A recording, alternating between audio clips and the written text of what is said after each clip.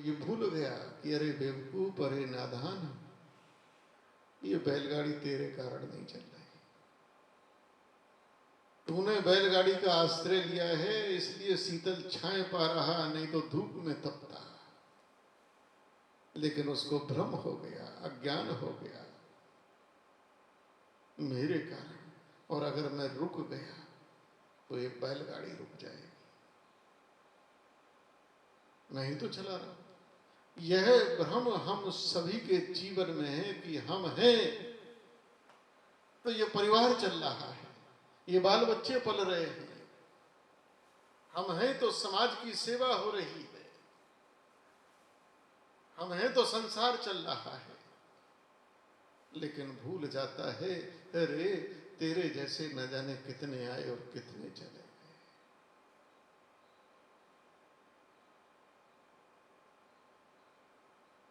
वो कुत्ता रुक गया, देखता क्या है, बैलगाड़ी तो अपनी चाल चली गई, खुद धूप में तप रहा है, तप रहा है। इस भ्रम से बाहर निकलो, इस अज्ञान से बाहर निकलो। मैं एक और कथा सुनाते हुए आज की बात को पूर्ण करूंगा। बड़ी मार्मिक कथा है। पाश्चात्य के किसी देश में, यूरोप के किसी देश की सच्ची घटना है। इस पर एक पिक्चर भी बनी, एक पुस्तक भी लिखी गई, और सच्ची घटना। और सच्ची घटना क्या है कि एक डाकिया होता है, घर घर जो डाक पहुंचाता है, घर घर जो डाक पहुंचाता है, डाकिया, पोस्टमैन।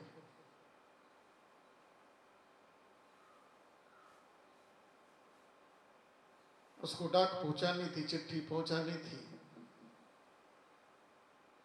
वह एक चिट्ठी पहुंचाने के लिए एक बस्ती में गया, बड़ी गरीब और गंदी बस्ती, झुग्गी झोंपड़ी में रहने वाले लोग, छोटे छोटे टूटे फूटे मकान, छोटी छोटी गलियां। पूछता पूछता पूछता पूछता एक खंडेर जैसे घर में गया। पूछता पूछता भाई इस पते पर जाना है, चिट्ठी पहुंचानी है, बताओ ना। तो बताया लोगों ने, खंडेर जैसा घर था, टूटा फूटा घर था, बहुत गरीब घर, दरिद्र घर। किसी महिला के नाम की चिट्ठी थी। तो उसने द्वार खटखटाया तो कोई उत्तर नहीं मिला। जैसे तैसे धीरे से द्वार को अगर धक्का देता तो गिर जाता, एक तरफ किया, घर में प्रवेश किया। उस घर में, उस झोपड़ी में, उस विभत्स दृश्य को देखकर सन्न रह गया, सन्न रह गया। और क्या देखा कि जिसके नाम की वह चिट्ठी थी, वह महिला कच्चे फर्श पर मरी हुई पड़ी है। और मरी कैसे है? प्रसव से, प्रसव से मरी है। और डाकिये ने क्या देखा कि दो नन्ही नन्ही बच्चियों को उसने जन्म दिया है। अभी बच्चियों ने आंख भी नहीं खोली है।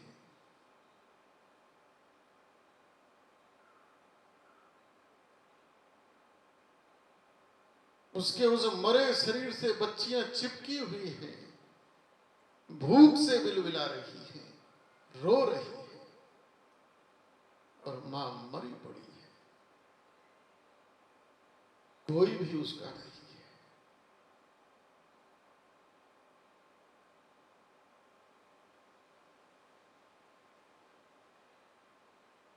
डाकिये का सर भन्ना गया। बड़ा आस्थावान डाकिया रहा, बड़ा पूजा पाठ करने वाला रहा, बड़ा आस्तिक रहा, परमात्मा में विश्वास करने वाला रहा। लेकिन जब इस दृश्य को देखा अंदर तक हिल गया, बाहर निकल आया। निकलने के बाद उसने ऊपर आकाश की ओर देखकर भगवान से बहुत गिला किया, बहुत सिकवा किया और घोषणा कर दी, यही परमात्मा।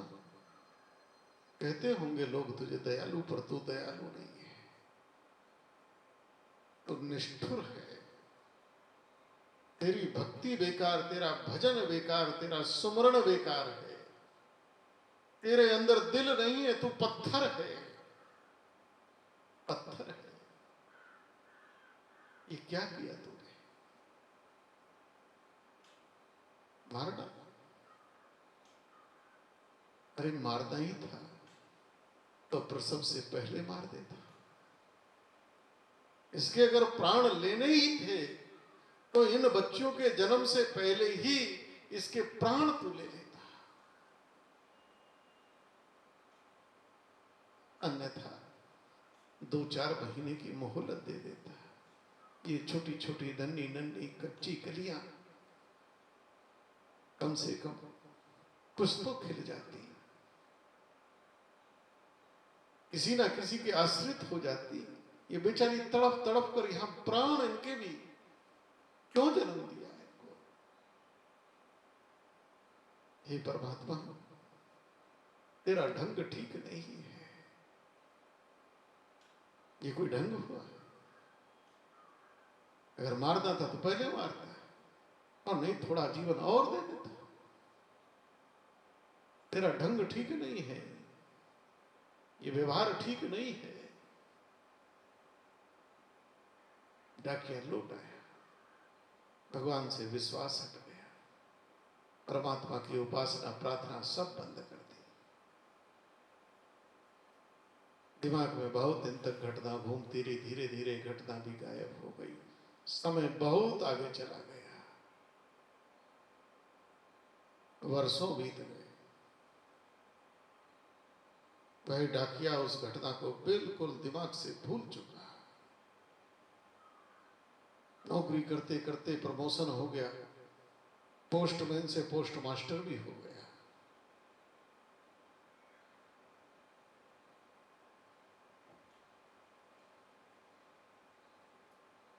लगभग 25 वर्ष इस घटना को बीत गए,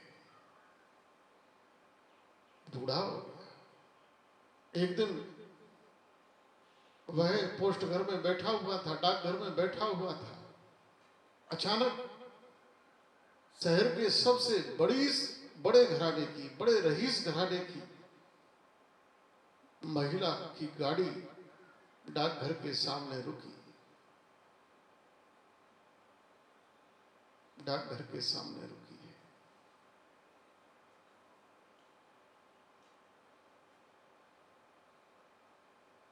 शहर का सबसे बड़ा रईस खानदान, बड़ी गाड़ी। उस घर की सबसे रईस महिला निकली, उसके साथ 2 बच्चियां। वो डाकघर में आती हैं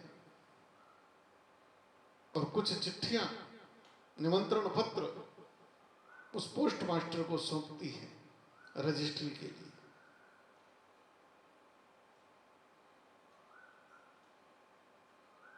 डाकिया भी, वो पोस्ट मास्टर भी उठकर उनका स्वागत करता है, कुर्सी देता है बैठने को। और जब उन निमंत्रण पत्रों पर मोहर लगाने लगता है, रजिस्ट्री लिखने लगता है, तो क्या देखता है? निवेदक में तो उस महिला का नाम है, लेकिन माता पिता में विवाह की चिट्ठियां थी, निमंत्रण पत्र थे। दोनों बेटियों का विवाह है। निवेदक में महिला का नाम है उस शहर की संभ्रांत महिला, लेकिन बच्चियों के साथ जो उसकी मां का नाम लिखा है वो कोई दूसरा है। डाकिया सहज भाव में, पोस्ट मास्टर सहज भाव में पूछ बैठा, ये आपकी बेटी नहीं है क्या? यहां तो नाम कुछ और लिखा है। कहने लगी, मेरी बेटी जैसी है, पर ये जन्म से मेरी बेटी नहीं है। उस महिला ने कहा कि हमारे घर में एक बड़ी गरीब महिला बेचारी चौका बर्तन करती थी,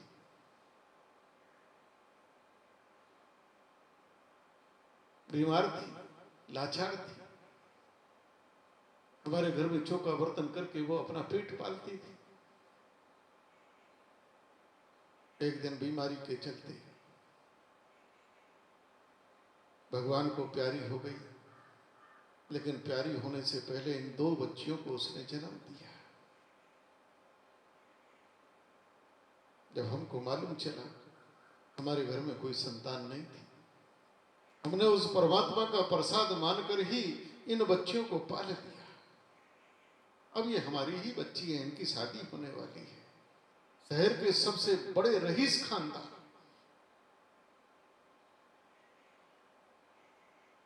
जब पोस्ट मास्टर ने ये सुना, मोहर पटक दी, कुर्सी से उठा, दौड़ा दौड़ा डाकघर के बाहर आया और आकाश की ओर मुंह करके कहा, हे प्रभु, आज मैं हार गया।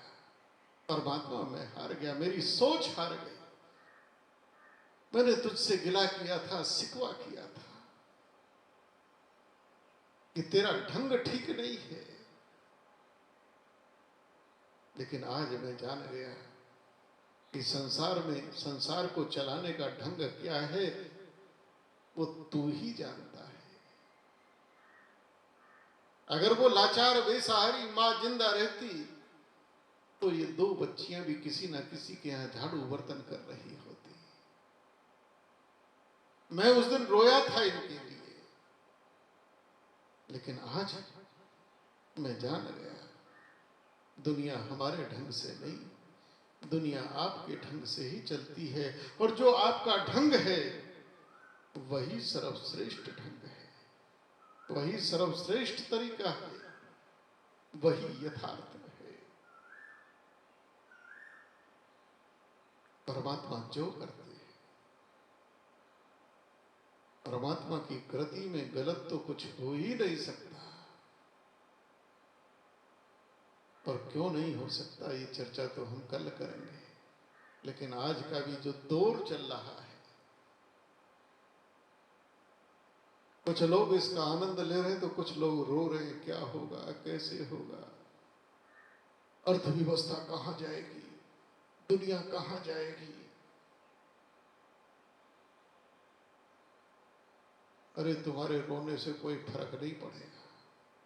दुनिया को जहां जाना होगा, अर्थव्यवस्था को जहां जाना होगा, पहुंचना होगा, वहीं पहुंचेगी। तुम्हारे ये रात दिन छापा करने से कोई फर्क पड़ने वाला नहीं है। उसने सोच रखा है, और जो सोच रखा है वही ठीक है, वही श्रेष्ठ है, और वही होना चाहिए। कल पुनः एक बार आपकी सेवा में उपस्थित होंगे। आज यही ओम नमो नारायण।